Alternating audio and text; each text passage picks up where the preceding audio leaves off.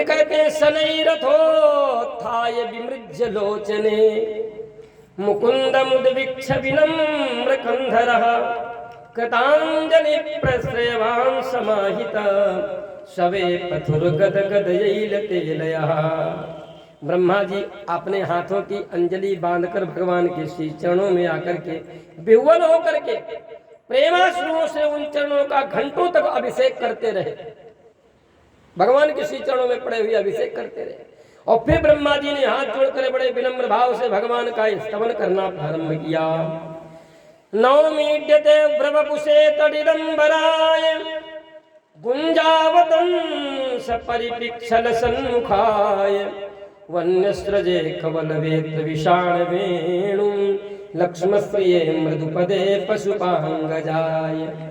ब्रह्मा जी ने बड़े प्रेमाश्रुओं को झरते झरते भगवान का नमन चिंतन वंदन करते हुए अपने अपराध की क्षमा याचना करते हुए ब्रह्मा जी ने भगवान का बड़ा सुंदर स्तवन किया, क्षमा याचना।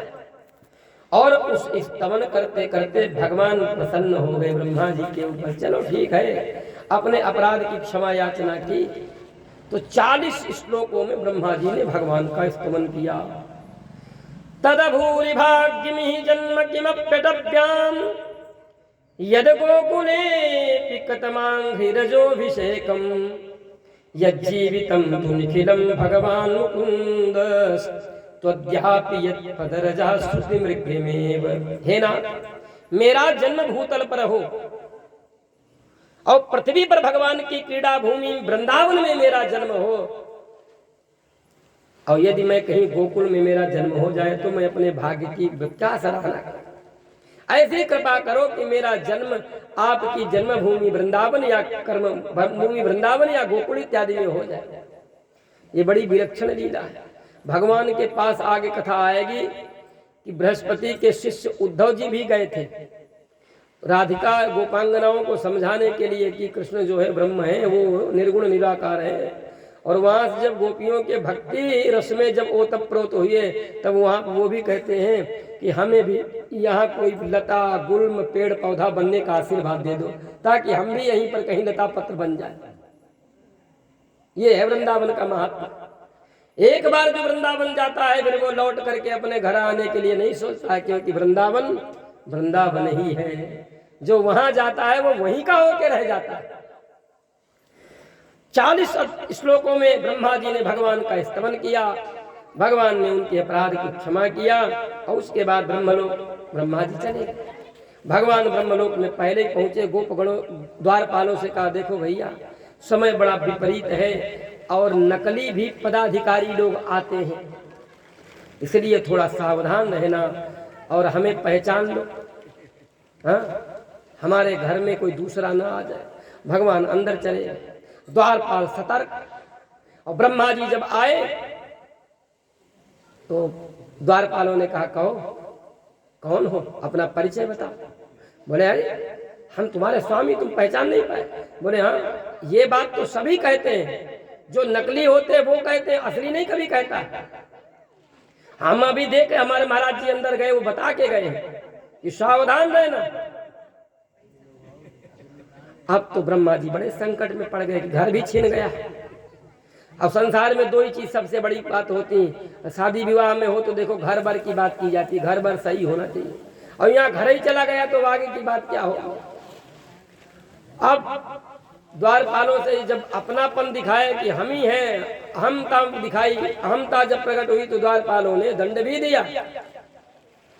और द्वारपालों ने दंड देना प्रारंभ किया, तब तक माया के बने हुए अनेकानेक ब्रह्मा, बूढ़ी दाढ़ी, सफेद बाल पके हुए आ गए लाइन में।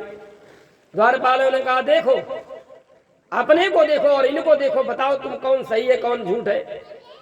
अब ब्रह्मा जी ने देखा कि सब पकी दाढ़ी बाल वाले एक ही लाइन में सब खड़े हुए, सब कहे हटो हमें जाने दो, हटो हमें जाने दो। अब ब्रह्मा जी समझ गए कि ये भगवान की ही माया है और कुछ नहीं है।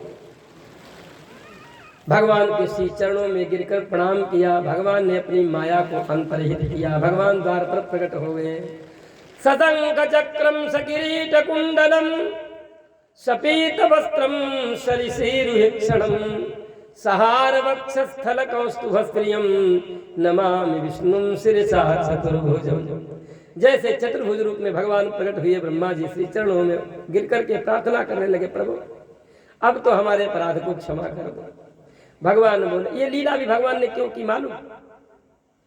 भगवान बोले, जब हम अच्छे आनंद के साथ में शेष सैया पर पड़े, हमें कोई तो कष्ट था नहीं, और आप सबने मिलकर के हमारे पास में जाकर प्रार्थना की, और तुम्हारे कहने पर जब हम आए ब्रज में तो तुम्हें ये भी फिक्र नहीं आई कि हमारे साथ में क्या हो रहा हो, हम सुख दुख में कैसे रह रहे हो, तुम अपने आनंद में रह रहे हो, हमें भुला दिया। तुम्हें याद कराने के लिए हमने तुम ये लीला की। प्रेम से बोलो बाल कृष्ण भगवान की। अब भगवान वृंदावन लौट कर आए, सब गोपगणों को साथ में ले आए।